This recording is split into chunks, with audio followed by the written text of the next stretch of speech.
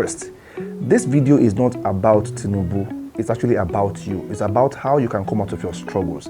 Whatever you believe about him, call him T-Pain or what have you, it is your opinion and I have to respect that. So it is not about him. All right, let me tell you this. No government will ever be able to solve your problems. You are still the one that will have to do the job, okay? At best, your government can make it conducive or easier for you to solve your problems.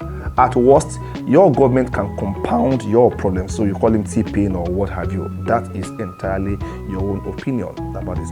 But hey, I made the same mistake for 20 years and I struggled. You may be making the same mistake and it may be why you are struggling with your finances, especially if you are young and enterprising, quote unquote. What mistake did I make? Well, I'll tell you. But first and foremost, help me grow this channel. Subscribe now and hit that bell button so that every time I come up with a talk like this or a piece of content like this, you are able to get notified by YouTube. My name is Ayo Jimmy. Let's do this right now. Please subscribe. In 2003, my friend and I, as students of OAU Ile-Ife, came up with a show for NTA Ile-Ife. It was called House of Humor, and it was popular then in Osun State. We had all the fun. We were getting a measure of popularity amongst the student population and even amongst the residents of Osun State at that point in time. But that was where it ended. We could not make anything meaningful out of that apart from the little popularity that we got here and there. Fast forward to 2014. I was in my room when I stumbled on Teju Babyface's show called USA Laugh Hour or something. When I saw that show, I picked my phone and I called my friend, hey, are you watching what I'm watching online now? This is House of Humor under a new name. Disclaimer, I am not saying Teju Babyface stole anybody's show, no. My point is that the same idea that you think you have, that you are not taking so serious, nature takes to other people and they take it more serious. Teju Babyface did something right that my friend and I did wrong, and that was our first mistake. And what did he do right? He saw the business side of what we saw just the fun side of. While we were doing it for the fun of it and for the so-called little popularity here and there, he was doing it for something much more than that. He did it for business and he scaled it, okay? Take that as case number one. Again in 2006, I was heading a small audiovisual studio in Ogun State. I had the resources to record audio, to do video, and I even had the internet. At some point, my sponsor came around and said, hey, AY, there is something called YouTube. You could broadcast yourself to the entire world just at the push of a button on the internet.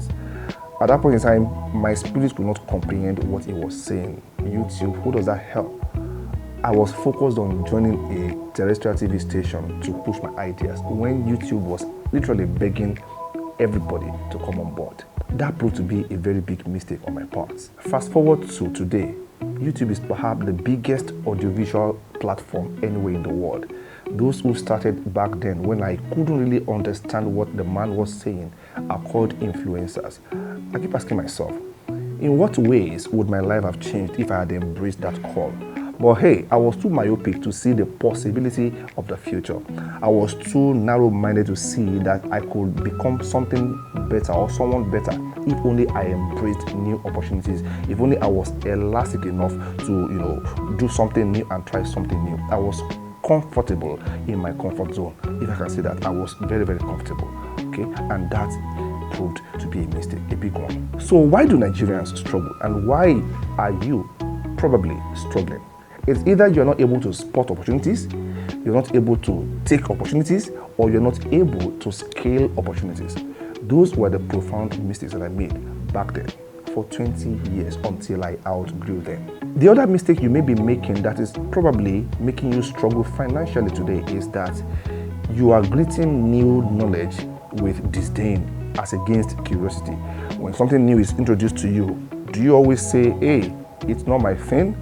If that is your first reaction or if that is your first comment, you're just setting yourself up for a life of mystery if you are not very careful. How do you relate with new opportunity? How do you relate with new knowledge when it is brought to you? Your job is to stay curious enough to find out all you need to find out about that new knowledge to see if you could make your life better in one way or the other. Otherwise, you will wake up 10 years after that, 20 years after that, and regret not taking that chance at that point in time. I know it is easy to blame the government. Okay, T-Pain is doing this, is compounding our pains. But please, while you are entitled to your own opinion, and I respect that, let me just remind you, when a bag of cement was selling for less than ₦1 in this country, not every Nigerian built houses. Otherwise, there shouldn't be tenants as we have them today. When a brand new car was selling for 3,000 naira in this same Nigeria, not every Nigerian was able to own a car. There were people who were still having no other option than to jump on public transport. When a liter of petrol was selling for 6.48 kobo in 1973 during Gowon's era, as somebody said recently, not every Nigerian was able to fill his car to the brim. Now, I am saying this. At every point in time, regardless of who is in power, those who will be poor, those who will be rich will be rich. And the universe is not biased against anybody.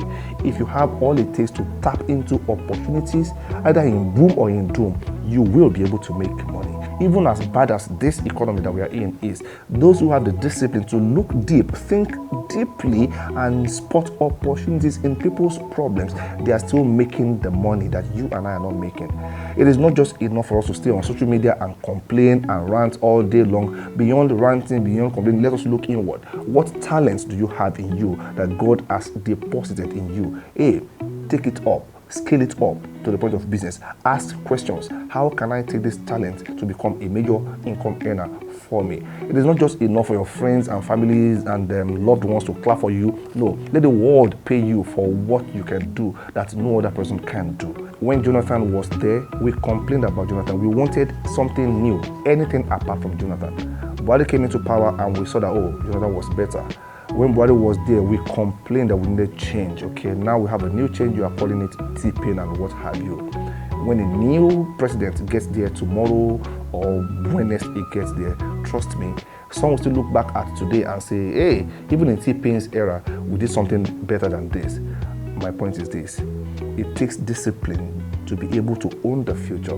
Those who control the future and those who will win eventually are not those who know just how to complain and how to rant on social media. They are those who have learned and mastered the art of spotting, taking, and scaling opportunities. And that's the talk today. Help me grow this channel by subscribing. My name is Ayo Jimmy. I'll see you next content. Bye-bye.